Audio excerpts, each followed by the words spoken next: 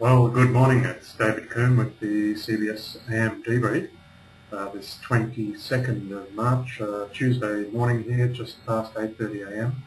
And market action overnight, pretty strong moves on the Dow, seeing that back above 12,000, up 178 points, 1.5%. So the bulls rather, do seem to be back in charge after the bears were wreaking a bit of havoc there last week with the events in Japan and in North Africa, giving everyone a lot to think about. One of the things that helped push things up overnight was the prospect going forward of more mergers, and the market hasn't taken the AT&T $39 billion offer for T-Mobile of Germany as being any bad thing. The other thing on the Japan front is that it appears that all power has now been restored to the cooling systems of the various reactors, so they're slowly, seemingly getting that back under control, which is calming nerves somewhat. In Libya, it seems the more the rhetoric escalates, the less there is for the regime left to do. But clearly that's still seemingly got a fair way to go yet. Let's look at the rest of those figures for the North American indices. The S&P 500 up exactly the same percentage. Nasdaq up a little bit more, 1.83. Toronto 1.62. Mexico and Brazil both down. Europe very positive. Has had some pretty crushing blows dealt to it lasted a while. But yeah, the Euro 50 up probably most of all there, I think. No, the CAC up most of all, 2.47%, huge move. DAX 2.28 and the Madrid 2.38. And Switzerland 2.06.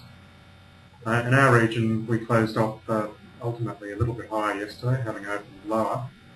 The Nikkei putting on 2.72. I read an article that Warren Buffett thinks that some pretty good buying to be had in Japan now. Anyway, that aside, Hang Seng up 1.73%. And then we'll have a look at the futures in our region. SPY 200 here pointing up 30 points.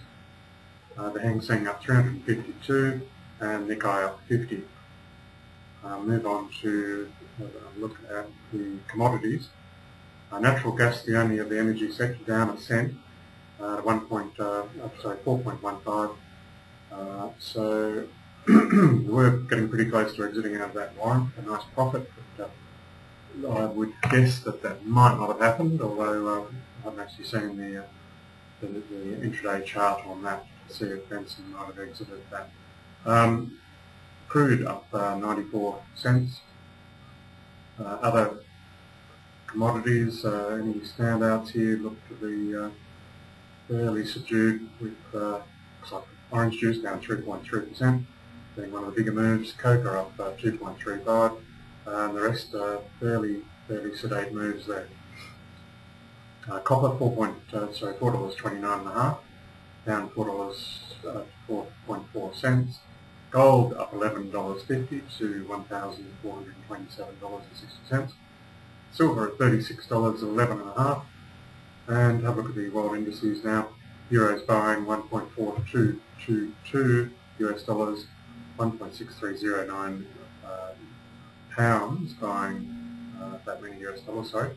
The US dollar buying 81.0950 yen, and the Aussie buying back over parity, 1.0066 US dollars, the US dollar buying 0.9782 Canadian and 0.9048 Swiss francs.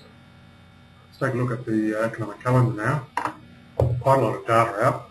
We can see that we've got existing home sales there at 4.88 million, which is a number less than expected, 5.12, and the existing home sales month on month for February down 9.6. So interesting numbers there. Not what you call very encouraging there, I would have thought, but we'll have to see if that's anything, or perhaps just an abnormally there.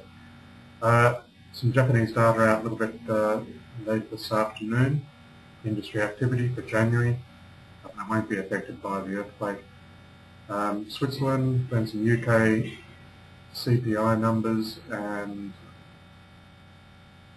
public finances, retail sales. Going through to late this evening, Canadian lending indicators and retail sales, expecting 1% there, with a previous of negative 0.2%. And that pretty much finishes up for Tuesday on in terms of economic data. Let's move on now to the Falcon Trader, and a handful of stocks that I've been looking at and pondering in the natural gas space. Well, this is obviously a pretty large diversified company, which is AGL. Code for that is AGK. The utility sector has struggled a bit of late, but certainly if we look here, we can see what looks to be pretty significant support down around this $13.60 level. Now, what we really need to see here is some sort of reversal pattern. I don't know that we've actually seen that here yet. However, with the renewed focus on LNG and other non-conventional gas sources, I would think that it's worth having a look at this, and certainly we know exactly where we can put our stop loss, which is under these levels, of course. We can have a quick look here at just what some of the assets that AGL have, and if we click on these various icons here, we can get rid of the wind energy, get rid of the solar, get rid of some of the gas-fired, or maybe we'll leave that, get rid of the coal-fired, I think that's down in the Latrobe Valley, landfill gas, cogeneration we'll get rid of, and solar, and that leaves our natural gas sites, which this interactive map gives you an idea of exactly what's in development.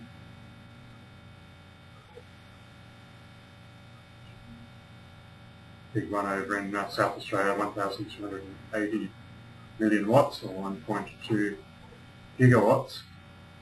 So anyway, I think that's an interesting one to watch there. Moving on from AGL there, we'll have a look at Energy World Corporation, EWC is the code. I think I mentioned this on Thursday of last week. It's had quite a nice little move up since, which has been nice to see.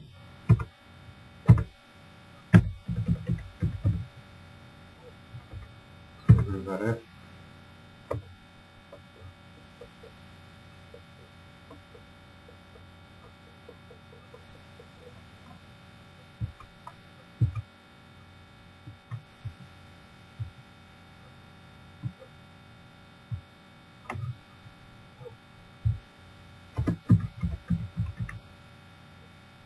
Okay. Sometimes it pays just to type the whole company name into the Instrument Explorer, so I'm just waiting for that to load up. Okay, so we've got some clients in down around 41, 42 here. I did make quite a strong move up yesterday and settled back at 42.5, so hopefully we're not going to see too much resistance up here, but there has been a bit back here, so maybe it needs to do a bit of work before it starts to push higher, if indeed it does. Got to stop quite a long way away down here, around 36 odd cents, which is a bit further away than we'd sort of like ideally. That's sort of between 10-15%. So yeah, really you want to be looking at this as a fairly speculative trade, so we maybe half the normal trade size for whatever size your account is. Moving on, Santos was another one that I quite like the look of. I think this has gotten a little bit away now though. So I sort of missed the boat on that, I think, unfortunately. Some of the uranium stocks. I'm pretty sure I mentioned these on Tuesday and Thursday of last week.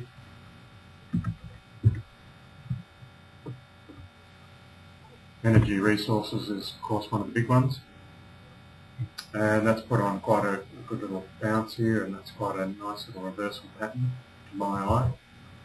And the other is Paladin, PDN.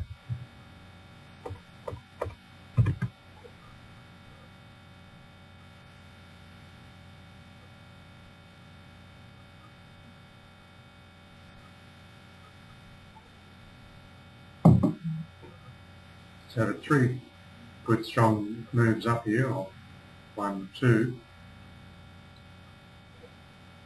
And I noticed that the CEO there came out the other day and said that their order book remains unchanged.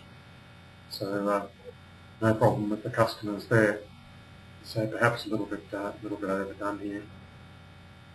We'll see if that continues to move up. Alternatively, you could look at jumping in there and having a very long stock that's probably a bit too far away from my liking, but yes, that's about the only place I could think that you could put a stop at the moment.